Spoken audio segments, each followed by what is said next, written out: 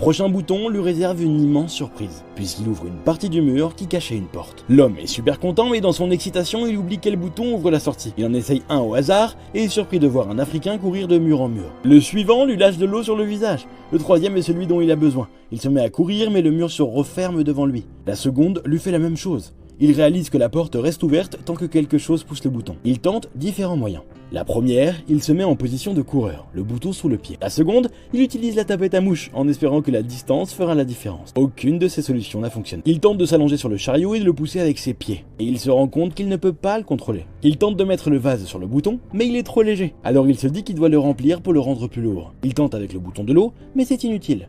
Peu importe comment il s'y prend, l'eau ne fera que tomber sur lui. Il essaye de le remplir avec des sushis, mais il était si lourd qu'il ne pouvait pas le porter. Il n'a pas eu le choix que d'utiliser les baguettes pour enlever des sushis. Une fois que ça a été fait, il emmène le vase vers les boutons. Mais il doit le reposer au sol